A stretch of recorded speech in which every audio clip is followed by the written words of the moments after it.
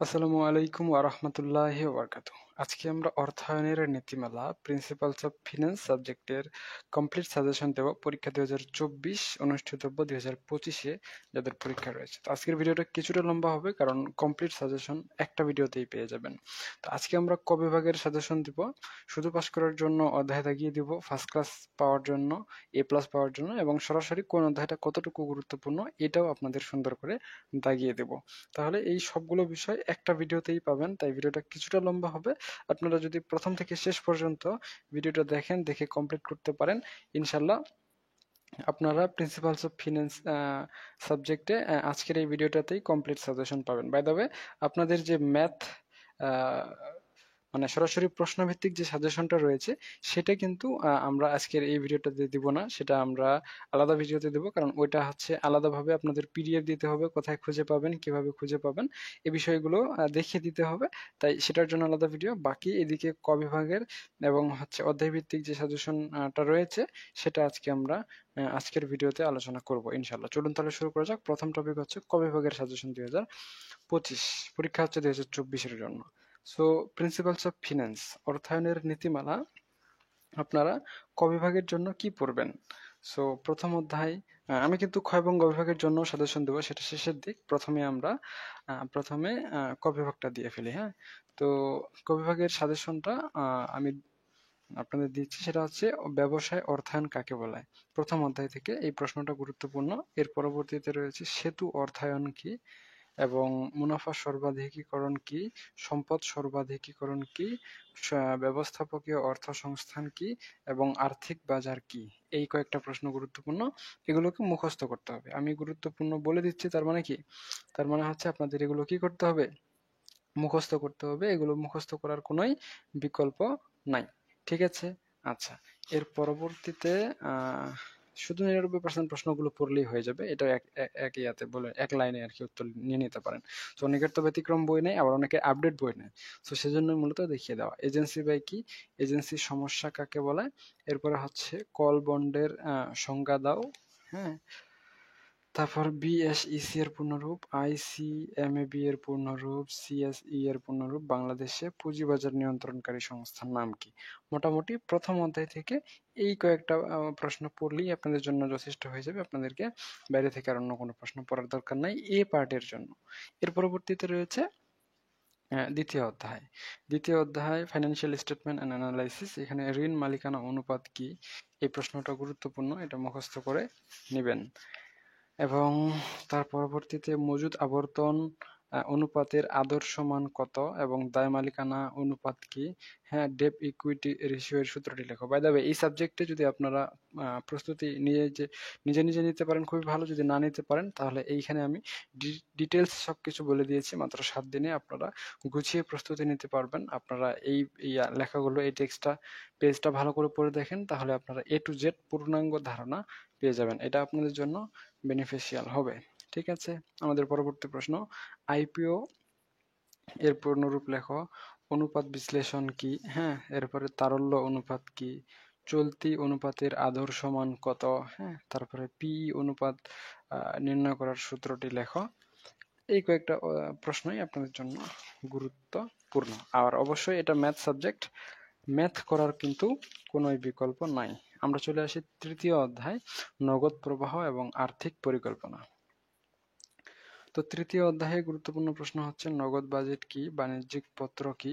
এই দুইটা প্রশ্ন আপনার জন্য গুরুত্বপূর্ণ, এবং এখানে এফএএসবি এর পূর্ণরূপ লেখো। আর প্রোফর্মা আয় বিবরণী কি, দুটি অস্পর্শনীয় সম্পত্তির নাম লেখো, এবং মিশ্র নগদ প্রবাহ কি।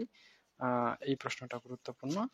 তৃতীয় অধ্যায় থেকে এই কয়েকটা প্রশ্নই, আর বেশি প্রশ্ন পড়ার দরকার নাই। এর পরবর্তীতে আমরা চতুর্থ অধ্যায়ে চলে আসি, অর্থের সময় মূল্য বা টাইম ভ্যালু অফ মানি। তো এখানে গুরুত্বপূর্ণ প্রশ্ন হচ্ছে অর্থের সময় মূল্য কাকে বলে, এবং অ্যানুইটি কি, এবং অগ্রিম বার্ষিক বৃত্তি কি, এবং এপাশে বছরে দুবার সুদ গণনা হলে কিভাবে ইআইআর নির্ণয় করতে হয়, এবং 69 বিধি কি, 72 বিধি কি, এবং হচ্ছে পিভিআইএফএ এর পূর্ণরূপ কি।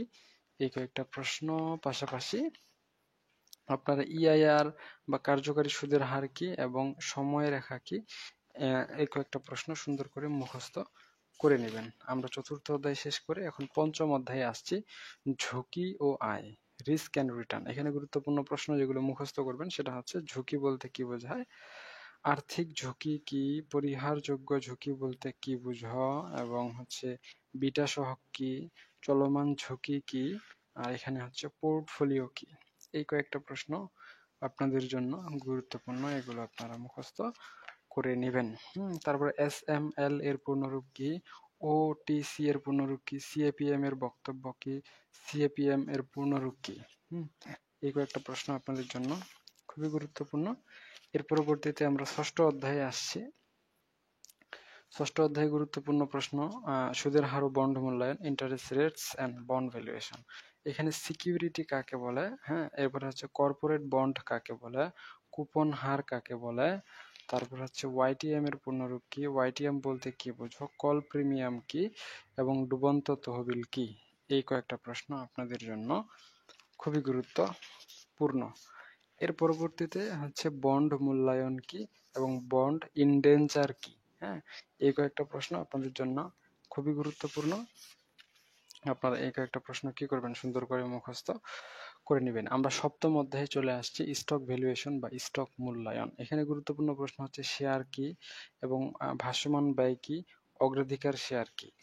আচ্ছা, আমি আরেকটু আপনাদের ডিস্টার্ব করি, সেটা হচ্ছে আপনারা এই অর্থায়ন নীতিমালা সাবজেক্টে যদি মাত্র 7 দিনে গুছিয়ে প্রস্তুতি নিতে চান, এখানে আমি ডিটেলস সব কিছু বলে দিয়েছি। আপনারা এটা পড়ে দেখে আমাদের অনলাইন স্পেশাল প্রাইভেট গ্রুপ যুক্ত হতে পারবেন।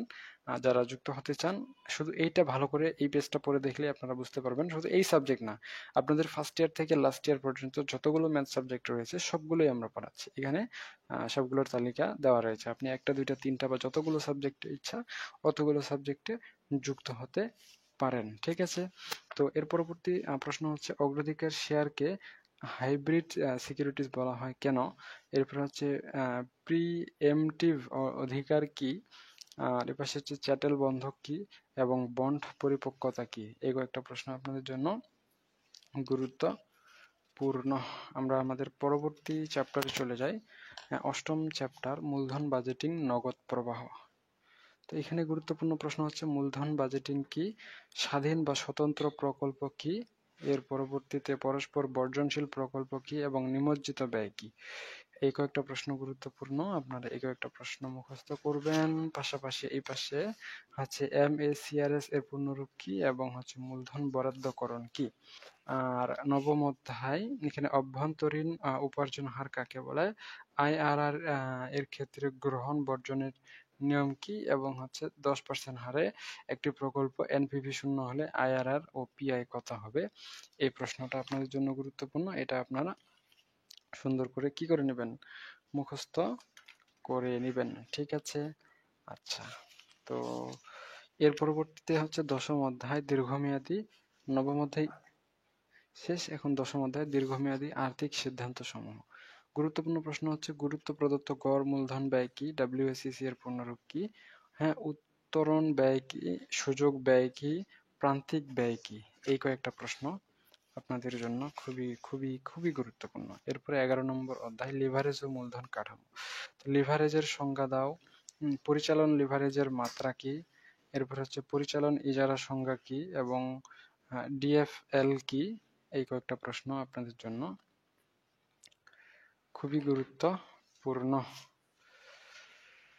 ঠিক আছে, এর পরবর্তীতে রয়েছে কাম্য মূলধন কাঠামো বলতে কি বোঝায়, এবার হচ্ছে EBIT এর নিরপেক্ষ বিন্দু কি, অবলেখক বলতে কি বোঝায়, মূলধন কাঠামো বলতে কি বোঝো, সিগন্যালিং মডেল কি। এই কয়েকটা প্রশ্ন আপনাদের জন্য গুরুত্বপূর্ণ, এগুলো আপনারা সুন্দর করে মুখস্থ করে নেবেন। ঠিক আছে? আচ্ছা, এর পরবর্তীতে রয়েছে 12তম অধ্যায়, কারেন্ট লায়াবিলিটিস ম্যানেজমেন্ট। এটা হচ্ছে লাস্ট অধ্যায়। এখানে গুরুত্বপূর্ণ প্রশ্ন হচ্ছে, অর্থায়নের অভ্যন্তরীণ উৎসের দুটি উদাহরণ দাও, ঘূর্ণায়মান ঋণ কি, এরপরে হচ্ছে ব্যবসায়ের ঋণ ব্যয় বলতে কি বোঝো, এবং 2/10 N30 EOM এই টার্ম দ্বারা তুমি কি বুঝো। এই কয়েকটা প্রশ্ন, পাশাপাশি এখানে ঋণ রেখা কি এবং স্বতঃস্ফূর্ত অর্থায়ন কি, এই কয়েকটা প্রশ্ন গুরুত্বপূর্ণ। আপনাদের এই ক বিভাগের সাজেশনটা এখানেই কমপ্লিট। ক বিভাগে আপনাদের আর অন্য কিছু পড়তে হবে না, কারণ এটা যেহেতু ম্যাথ সাবজেক্ট, সো ম্যাথে আপনাদের বেশি ফোকাস করতে হবে। আর গুছিয়ে প্রস্তুতি নিতে চাইলে এই শীটটা পড়ে দেখেন, এখানে সুন্দর করে আপনি বা আপনারা গুছিয়ে প্রস্তুতি নেওয়ার সবগুলো উপায় পেয়ে যাবেন। তো আমাদের এই যে ৫ আইটেমের সাজেশন দিচ্ছি আমরা, প্রথম আইটেমটা কমপ্লিট হয়ে গেল। আচ্ছা, ক বিভাগ সাজেশন ২০০০। আচ্ছা, ম্যাথও কিন্তু দেওয়া হবে, সরাসরি স্পেসিফিকলি ম্যাথ দেওয়া হবে। তবে এই ভিডিওটাতে ম্যাথ পাবেন না। ম্যাথের পিডিএফ এবং ম্যাথের যে ভিডিওটা সেটা আলাদা ভিডিওতে পাবেন, কারণ ওটাই আমাদের হচ্ছে ২০-২৫ মিনিটের একটা ভিডিও হয়ে যাবে। এটাও তো হচ্ছে ২০-২৫ মিনিটের একটা ভিডিও, সো একটানা তো ৫০ মিনিটের ক্লাস আপনারা দেখবেন না, এই জন্য দুইটা ভাগে ভাগ করা হয়েছে। এরপরে শুধু যারা পাস করতে চান, অধ্যায় কোন কোন গুলো আপনাদের জন্য গুরুত্বপূর্ণ ২ নম্বরে, এটাই আমি আপনাদের সুন্দর করে দেখাচ্ছি। তো যারা শুধু পাস করতে চান, ব্যবস্থাপনা বিভাগ ২য় বর্ষ অর্থায়নের নীতিমালা, তারা ফাইন্যান্সিয়াল স্টেটমেন্ট অ্যান্ড অ্যানালাইসিস, এটা 100% গুরুত্বপূর্ণ। এই অধ্যায়ের ভিতরে যতগুলো প্রশ্ন রয়েছে সবগুলো প্রশ্ন আপনারা ভালো করে পড়ে নেবেন, যেন এই চ্যাপ্টার থেকে যে কোনো ম্যাথ করা হলে আপনি যে কোনো ম্যাথের অ্যান্সার করতে পারেন। এরপরে ৩য় অধ্যায় cash flow and financial planning, এটাও ভালো করে পড়বেন। এবং ৫ম অধ্যায় রিস্ক অ্যান্ড রিটার্ন, সবশেষে ১২তম অধ্যায় কারেন্ট লায়াবিলিটিস ম্যানেজমেন্ট, অর্থাৎ ২, ৩, ৫ এবং ১২। এই ৪টা চ্যাপ্টারের ভিতরে যতগুলো ম্যাথ রয়েছে সবগুলোই যদি ভালো করে পড়ে নেন, আর এই পার্টটা যদি আপনি কমপ্লিট করেন বা আপনারা কমপ্লিট করেন, তো আপনাদের শুধু পাস করার জন্য আর অন্য কোনো চ্যাপ্টার পড়ার কোনো দরকার নাই, আর অন্য কোনো চ্যাপ্টারের ম্যাথ করার কোনো কিছুই প্রয়োজন নাই। কারণ শুধু পাস করার জন্য এই ৪টা চ্যাপ্টারই আপনাদের জন্য যথেষ্ট। এই ৪টা চ্যাপ্টার থেকে ৬০ নাম্বার কমন থাকবে, ৩২-এ পাস। আবার ক বিভাগের কিছু অ্যাডভান্টেজ পাবেন। তো মোটামুটি ৭২ নাম্বার পাবেন কমন। ৭২ নাম্বারের মধ্যে আশা করা যায় আপনারা ৩২ নাম্বার পাবেন, যেহেতু ৩২-এ পাস। তো এটা হচ্ছে শুধু পাস যারা করতে চান তাদের জন্য suggestion.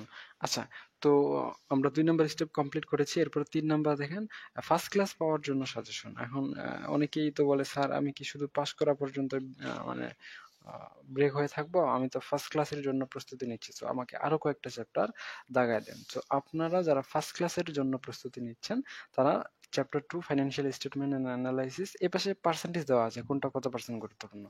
Cash flow and financial planning, আর হচ্ছে time value of money, risk and return, interest rates and bond valuation, stock valuation, আর কারেন্ট লায়াবিলিটিস ম্যানেজমেন্ট। এই সবগুলো চ্যাপ্টারের মধ্যে এই টাইম ভ্যালু অফ মানি আর স্টক ভ্যালুয়েশন, এই দুইটার মধ্যে যে কোনো একটা পড়ে নেবেন, বুঝতে পেরেছেন? আর বাকি হচ্ছে বাকি চ্যাপ্টারগুলো পড়তে হবে। মানে ২, ৩, ৫, ৬, ১২, ২, ৩, ৫, ৬, ১২ পড়ে নেবেন, এবং ৪ এবং ৭ এর মধ্যে যে কোনো একটা পড়ে নেবেন, বা পারলে দুইটাই পড়ে নেবেন। যারা ফার্স্ট ক্লাস পেতে চান, এই কয়েকটা চ্যাপ্টারের ভিতরে যতগুলো ম্যাথ রয়েছে এগুলো ভালো করে পড়লেই যথেষ্ট। আপনাদেরকে আর বাইরে থেকে অন্য কোনো চ্যাপ্টারের ম্যাথ পড়ার কোনোই প্রয়োজনীয়তা নেই, কারণ ওইগুলো থেকে আপনার হচ্ছে আর বেশি নাম্বার পেয়ে লাভ নেই যদি টার্গেট থাকে ফার্স্ট ক্লাস। এখন অনেকে বলতে পারে, স্যার আমার কি খালি ফার্স্ট ক্লাসের টার্গেট?